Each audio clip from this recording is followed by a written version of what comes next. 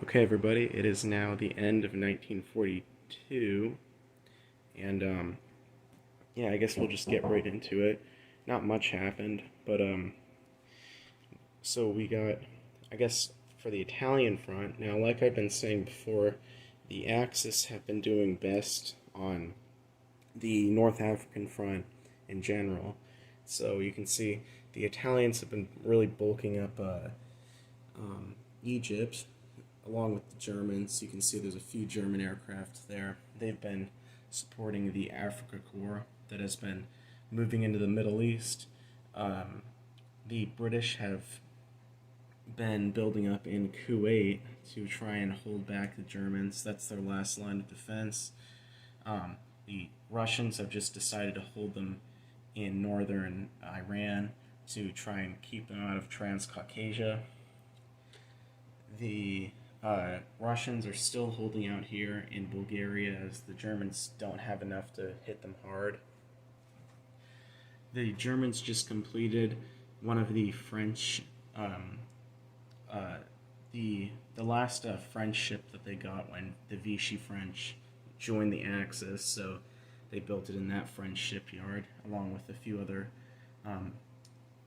ships to kind of go with their Spanish transport that they just received from Spain, which has now joined the Axis completely. Italy has really been bulking up Gibraltar. You can see that it's decently held right now. It's going to take a lot to hit it. Britain really can't get much up to this little front right here, so they've just been sitting there kind of holding the line. The French are trying to get things going down here so that they can maybe send a few things over here to get rid of the Germans in West Africa, but also to start sending some of these units up here to help out the British in a takeback of North Africa. The Americans have not been building too much, but I guess a lot of build chart things. After the Navy got wiped out by Japan, they've started 2 heavy battleships and a carrier. They've got some convoy escort blimps that are ready to be ready to get sent out on the East Coast to help defend against these German submarines. They built a few more battleships or completed some transports and have a new fleet that's ready to bring some more guys into Europe. They moved their guys out of Greenland. Now they are based out of Ireland, and they'll probably be heading to Europe maybe next turn, depending on how the British does in building up for an invasion force. The Germans have been slowly but surely pushing into the Soviet Union. You can see that they've almost disabled the Soviets' defensive wall. So they've pushed past most of it. You can see that there's still the northern defenses are still up, where you've got 2 cities, this fortification, and Moscow is still decently held. They've got a few heavy tanks. And the Soviets did a little counterattack where they moved guys from Moscow and Smolensk into Army Group Center, and they were able to take out a lot of tanks, and a couple infantry too. So they really disabled Army Group Center's attacking capacity. So they won't be able to go for Moscow this turn. The Russians tried another attack on Manchuria, and they weren't able to take it. So the Chinese were able to spend their 20 IPCs to buy a stack of infantry. I think it's about 8 infantry. The Japanese were finally able to push into Yunnan, and they did not take really big losses. I think 2 fighters was the worst of their losses because of the Chinese anti-aircraft gun. So the Chinese didn't do well on those terms, but they now have a bunch of infantry to counterattack into China. the Americans are trying to rebuild their Pacific Fleet. That's why they've got those heavy battleships. So right now they're just going to have to sit and wait. The Japanese just completed all of their... They've got their heavy battleship, one of their carriers, and all of the light carriers that get given to them for free when they go to war. The Japanese were able to take out Southeast Asia, or most of it, by taking out French Indochina, and the fleet still remains here. They still haven't been able to muster the attack capacity to take the East Indies yet, so we're still waiting on that. And yeah, that's just about it for what's happened in the summer of 1942. So we'll be moving on to 1943 next. Okay, everybody. It is now the latter half of 1943, but this is basically going to be a review of the winter portion of 1943. So a lot has happened. It's kind of like, I feel like it's reinforcing my liking of this 1939 setup. The fact that the war is going like very realistically. Like, I'm not saying that it feels more like you have to do certain things and that it's just a a reenactment of World War II, spot by spot, but it is definitely has these twists and turns, but at the same time kind of feels a lot more like World War II, whereas a lot of the 36 games I played, it's a lot slanted towards either the Axis allies, and then maybe there's a little bit of victory point grabbing towards the end that changes it up. So I guess let's go into the Axis and what they've been doing, or I guess a view of Europe, because a lot of stuff has happened there.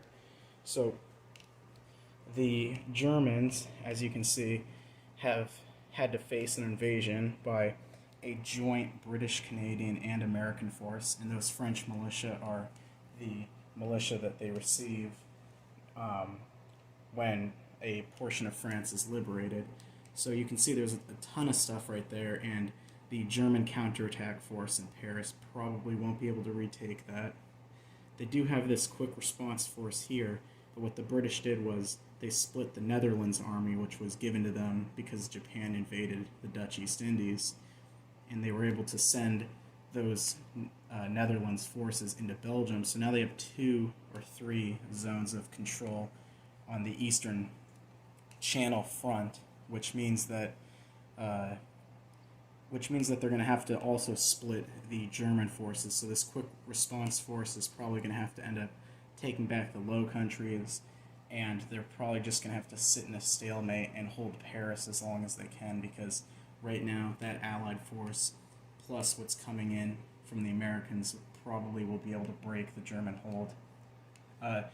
The Allies have decided to just circumnavigate Spain for now because they're not a huge threat, and the fact that a few times before in 1936 I've tried doing an Allied invasion of Spain, and it's really not worked that well, because even with the full might of America and all the other allies, the mountain terrain really favors the defending Germans down there.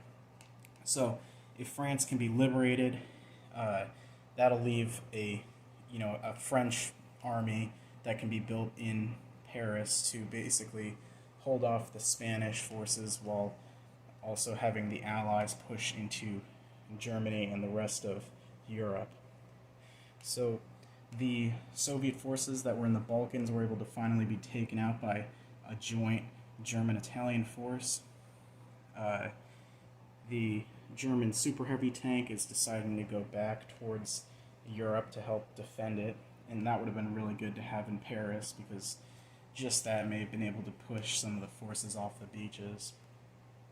I guess the Soviet Navy has been completely dismantled, and a lot of German infantry militia have been built to defend some of their gains.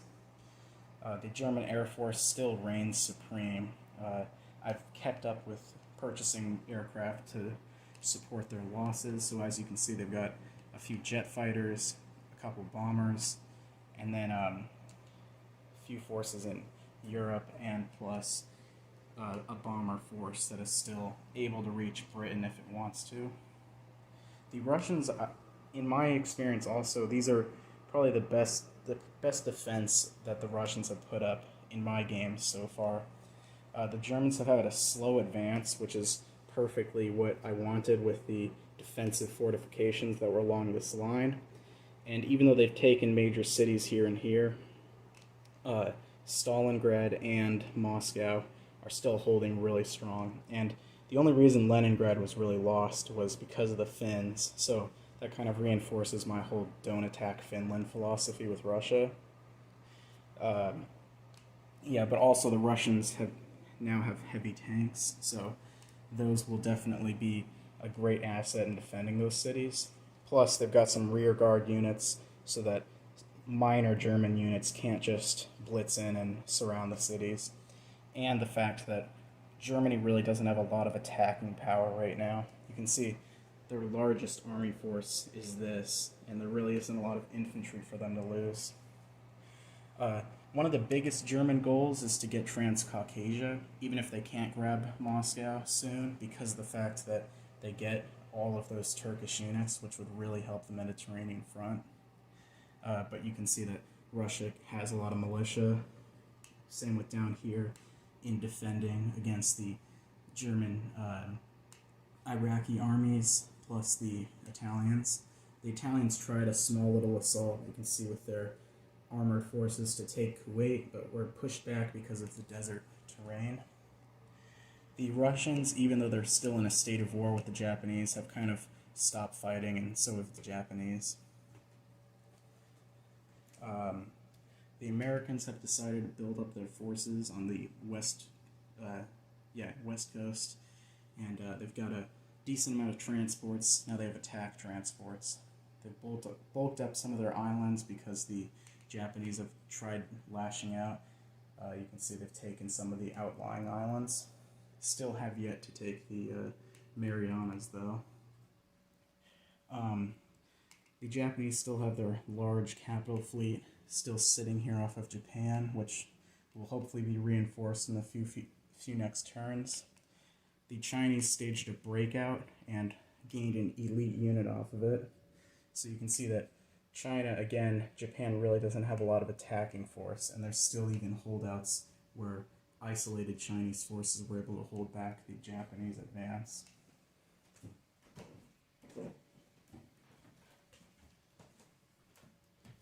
The Japanese finally launched an assault on the Dutch East Indies, and they only left a few, I think $2 total for the FEC, and a submarine was unable to be killed, but it's a pretty good start for the Japanese.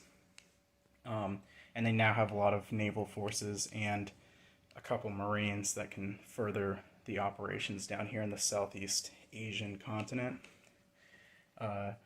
The FEC is still pretty incapable of doing any... They've got a decent defense right now, but they're pretty incapable of doing anything else just because of their support to the Kuwait and African front, but now those have fallen. Lastly, with the African front, the Italians are still doing really well. They have basically been able to break out of Egypt and take out the main South African armies of the British.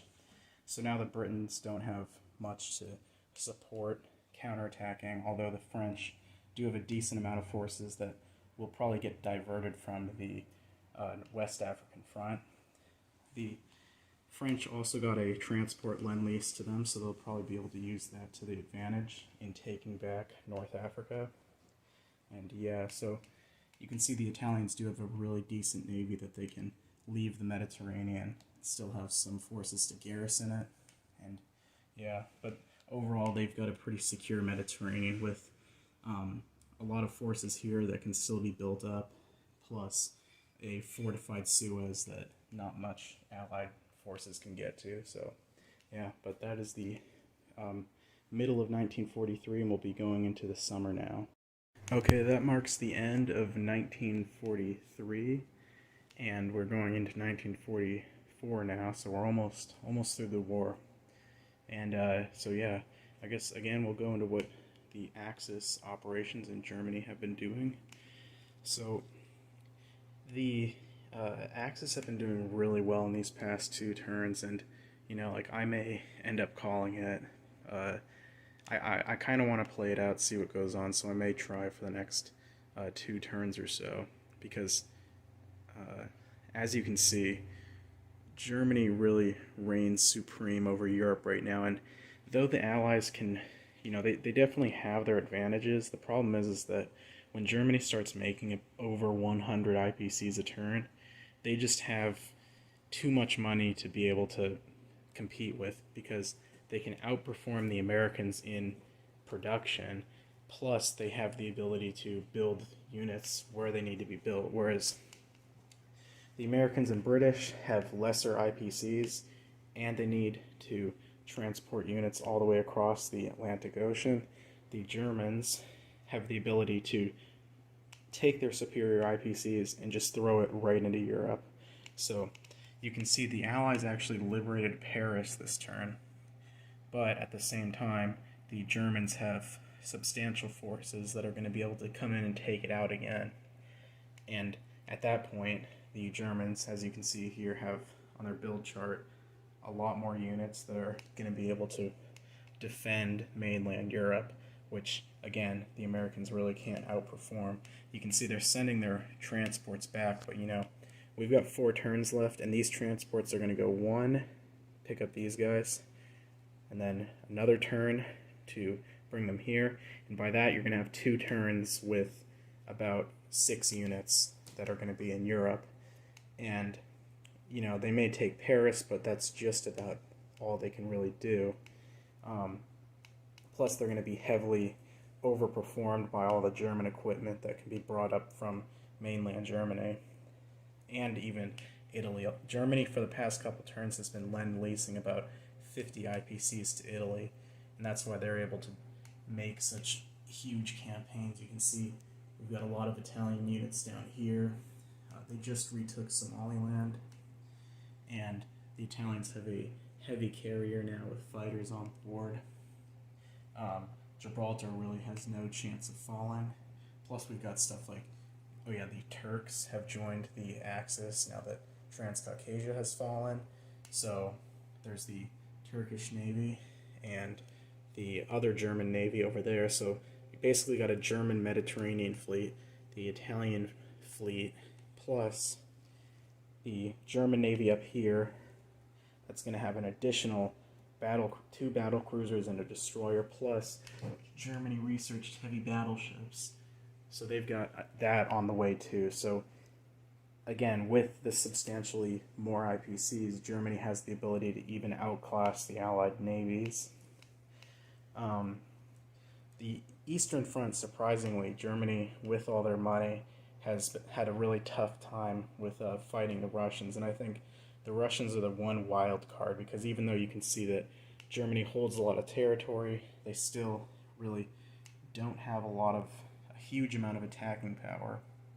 And Stalingrad it might end up falling this turn, but Moscow is definitely heavily defended. You can see there that is, I think it's around 8 to 10 militia, and that city, to be surrounded, has to have troops diverted to take out those militia over there.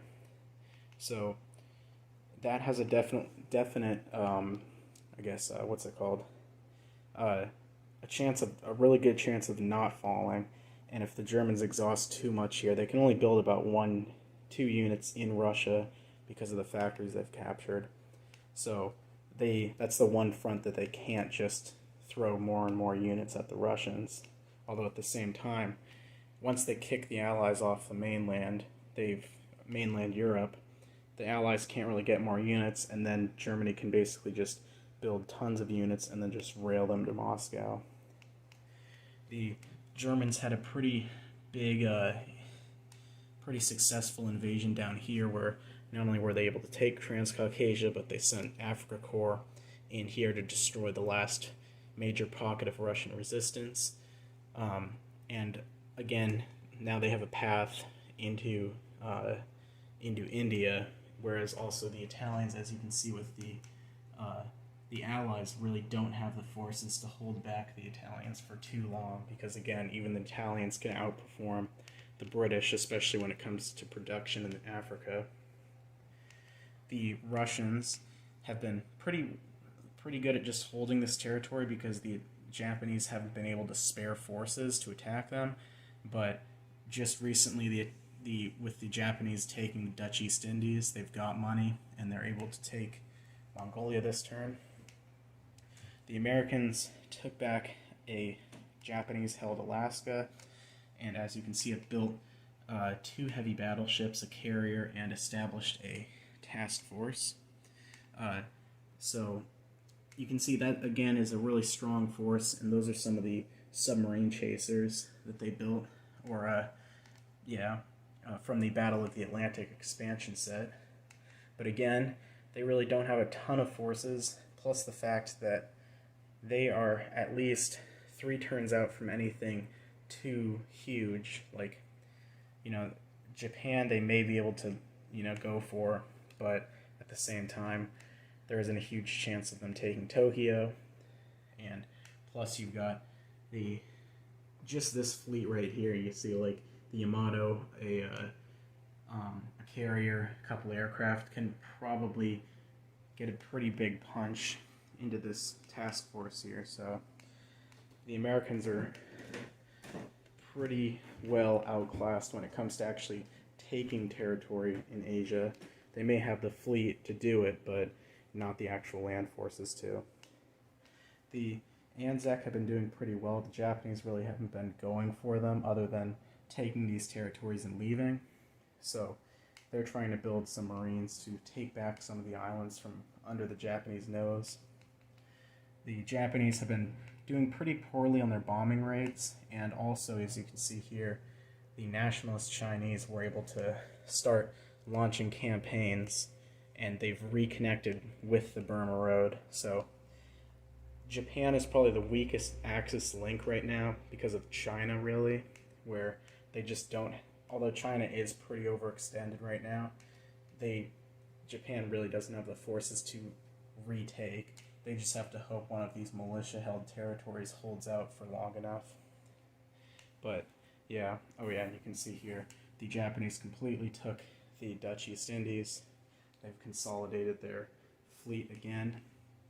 And yeah, so that's pretty much the end of 1943. And again, looking pretty bleak for the Allies. It was, I told you guys in the last turn, the beginning of 1943, that the game was pretty balanced and on equal terms, but really with this turn, and even with Paris being liberated, especially with Turkey being completely taken and a lot of Russian resistance being wiped out, there isn't a lot of hope for the Allies to pull off a victory now, but we'll have to see in the next couple turns.